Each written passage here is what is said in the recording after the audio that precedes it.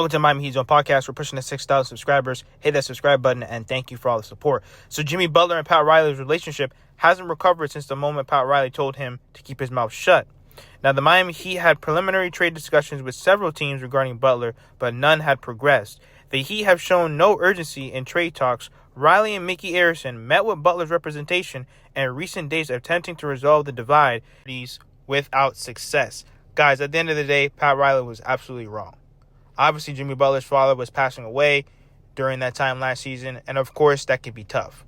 All right? Obviously, you don't come out and tell your best player to shut up.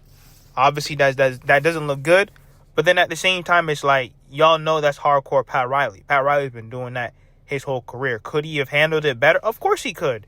We all know that Jimmy Butler has his ways, and obviously going at him with aggression after, he pretty much saved your franchise from poverty, of course that's the wrong move. And I will say Pat Riley has done an awful job during this Jimmy Butler build. Getting guys like Mo Harkless, Avery Bradley, absolutely terrible roster construction. We have been way too small since 2020. Once again, this Miami Heat team, I think we overachieved, and there's nothing wrong with that. This Miami Heat team had no business being in the NBA Finals, being in multiple Eastern Conference Finals. I say that because when you look at certain things, a lot of stuff had to go right. Every single championship run, you do need luck. I don't care what anybody says. Giannis was hurt, but then at the same time, we had our own injuries. Victor Oladipo was hurt, Tyler Hero was hurt, Dragic was hurt, Bam was hurt. So there was a lot of times where we could have probably won the championship, but guys were hurt or guys were severely injured, and we just fell short.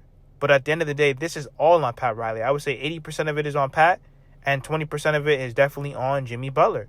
I don't understand what Pat Riley was doing with this roster, this terrible roster construction. And like I said, he came here and saved your franchise from poverty and pain. And now you turn around and tell him to shut his mouth. Now, I will say, Pat Riley did tell Jimmy and his agent prior to all this, prior to his father passing away, we all know that Jimmy Butler was not given 110% every single night on the court. We already know that he was half-assing it in the games. We already know that. So we can't sit around here and think that, Jimmy Butler, he can be scot-free from the blame. No, we've seen Jimmy Butler take off multiple games. Even though he's playing, he's nonchalant. He's doing cardio. He looks passive. And he wants an extension. All I'm saying is you want an extension. You want the Miami Heat to give you more money with less production. There's no team outside of the Warriors and the Lakers they're building their team around a 35, 40-year-old player. There's no other team doing that right now. Then we also have to blame Pat Riley for the bad asset management, giving away first-round picks for nothing, making bad trades. There's a lot of blame to go around. Majority of it is on Pat. All I'm saying is he could have handled the whole Jimmy Butler situation better. I know a lot of people are trying to say, Pat Riley runs out stars. I wouldn't go that far. Like I said, they gave Jimmy $150 million during the bubble.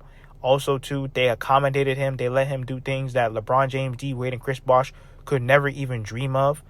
I mean, think about it. We got to think about the bigger picture here. Jimmy Butler didn't always give 100%. And all Pat Riley says, listen, I know you want your money. Play out your contract. You're making 40-something million this year. You can opt in or opt out next year at $52 million. Play your contract, and we'll see how things go, and we'll take it from there. There's nothing wrong with that. I don't see how that's disrespectful. I don't see how that's not paying your star. You have to be realistic. I can't pay Jimmy Butler all this money when I know he's going to be in and out of the lineup, and then at the same time, he also wants to win a championship, and you want me to build a roster around you. It's just impossible. But now that the Miami Heat are going to be trading Jimmy Butler, let me know what you guys think. I think that, Bam needs to be getting on the phone right now with Fox, and let's make this multiple trade team deal to get Fox to Miami, Jimmy to wherever team he needs to go, get these teams involved. I know it's going to be very hard to get the assets that you would expect for Jimmy Butler. I would at least say 2 to 3 first-round picks, 1 or 2 young players.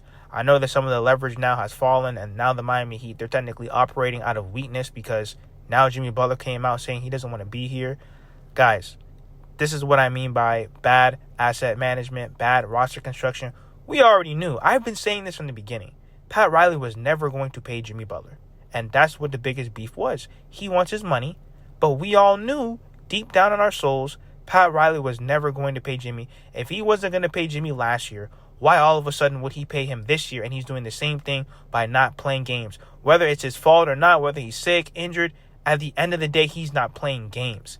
And that was Pat Riley's biggest beef. That is exactly why he's telling him to shut his mouth. He wants him to be out there playing games.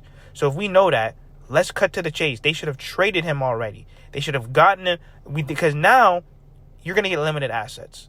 Now teams can now flex on you and be like, well, we're going to pretty much give you what we think he's worth, even though he's probably going to be playing a little bit better than that, because that's what Jimmy Butler does. He's an ultimate troll. Now, whatever team he goes to, he's going to try 120% just to spite the Miami Heat. But let me know what you guys think. All I'm saying is the Miami Heat, they got to get the best package out there, the best trade package available, so that we can head into the future with hopefully some draft picks and hopefully some young players. Let me know what you guys think in the comments. Hit that subscribe button, and thank you for all the support.